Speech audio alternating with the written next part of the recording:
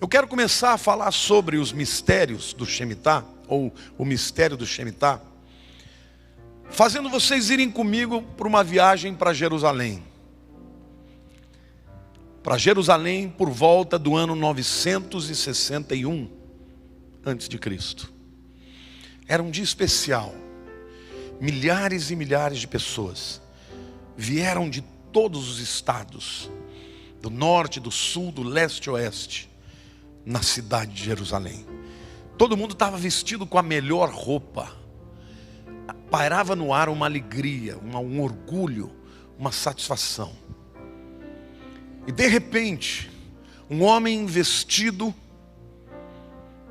com roupas reais de ouro, com uma coroa na cabeça, deixa nas suas costas o templo recém-construído. E ele olha para o povo, e antes de dizer qualquer palavra, ele eleva as mãos para os céus e começa a orar ao Deus Todo-Poderoso. Quem era este homem? O filho de Davi, o rei Salomão, a quem Deus escolheu para construir o templo. E neste dia, ele faz uma oração linda de consagração a Deus daquele templo.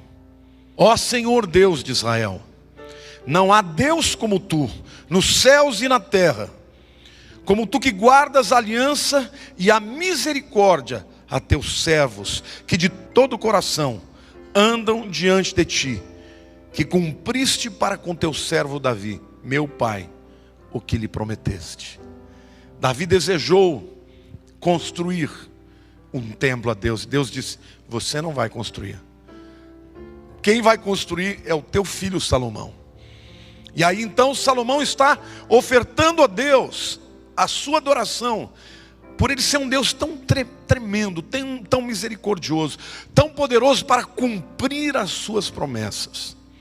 E essa oração ela é muito mais longa, e depois você pode ler em casa, mas ele fala de muitas coisas, mas especialmente ele fala que ele está consagrando a sua vida, o seu reino, aquela casa ao Senhor.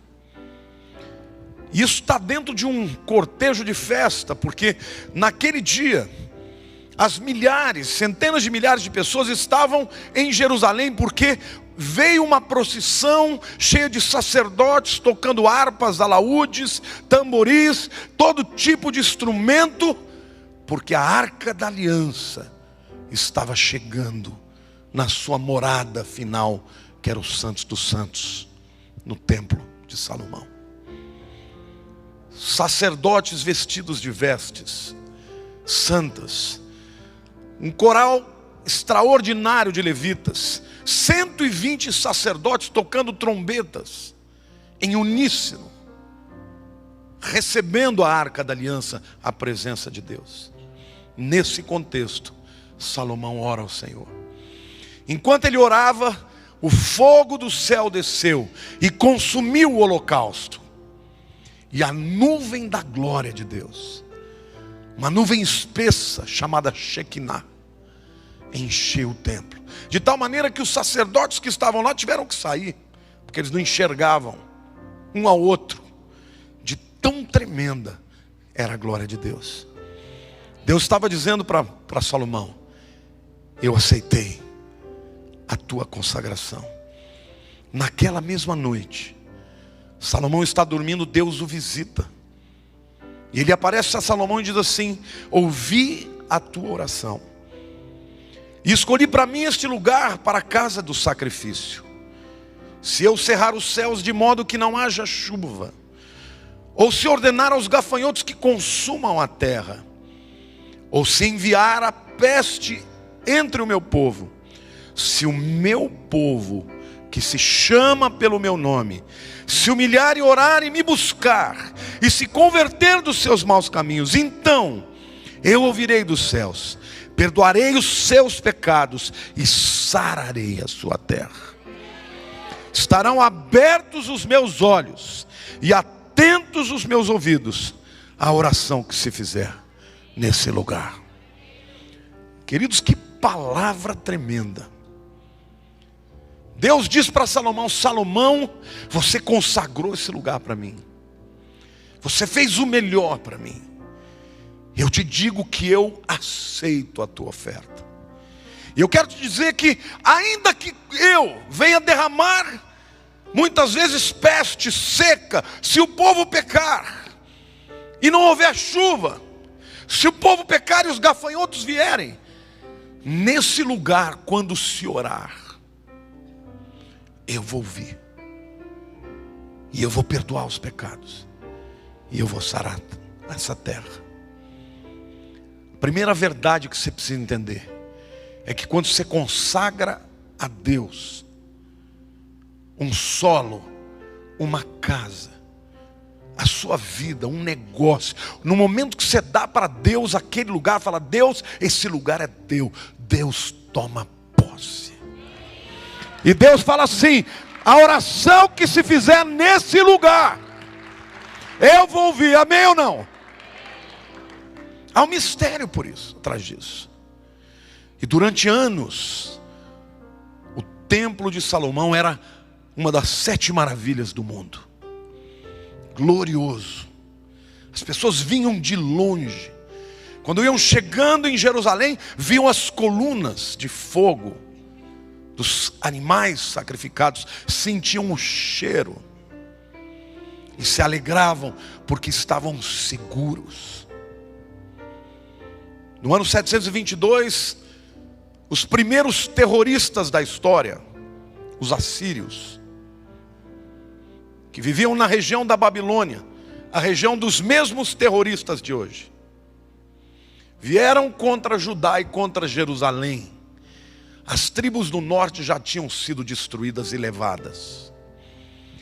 Mas ali, um rei Ezequias clamou ao Senhor, vestiu-se de pano de saco e de cinzas, e clamou ao Senhor sobre a sua promessa. E num dia, Deus mandou o anjo do Senhor para destruir 185 mil sírios. Se você confiar no Senhor, a tua vitória vai num dia acontecer. Você vai olhar para o lado e os inimigos vão te cercar, mas a vitória do Senhor será acachapante, para que todos saibam que a mão do Senhor operou na tua vida, amém? Você pode aplaudir e dizer: eu creio, eu recebo em nome de Jesus. Mas os anos foram passando, e o povo de Israel entrou num caminho de apostasia, de afastamento do Deus de Israel. E Deus então começa a avisar os profetas de que viria juízo, e que para executar o juízo sobre a nação amada, uma nação seria levantada, a nação da Babilônia, e que viria para executar o juízo. Isaías profetizou, Jeremias profetizou. E quando Jeremias profetizou, os profetas, os falsos profetas, diziam para o rei que ele estava fora da vontade de Deus. E Jeremias foi muito perseguido por profetizar o juízo da Babilônia. E 212 anos depois, no ano 586, um ano do Shemitah, um ano que deveria ser um ano de bênção, de restituição, de perdão de dívidas, se torna o ano do abalo, da queda, do juízo. Israel, que durante 490 anos roubou o ano Shemitah, não cumprindo. Jeremias diz: por causa dos anos roubados, vocês ficarão 70 anos na Babilônia. Com Deus, querido, é tudo preciso. Se você consagrar alguma coisa para Deus, não profane. Eu gosto da palavra no inglês, porque ela é exatamente o oposto, né? Consecrate, desecrate. No português não é, né? É consagrar e profanar. Mas desecrate é literalmente desconsagrar. E quando aquilo que foi consagrado se torna profanado, o mesmo Deus que promete abençoar, proteger, prosperar, é o Deus que traz o juízo.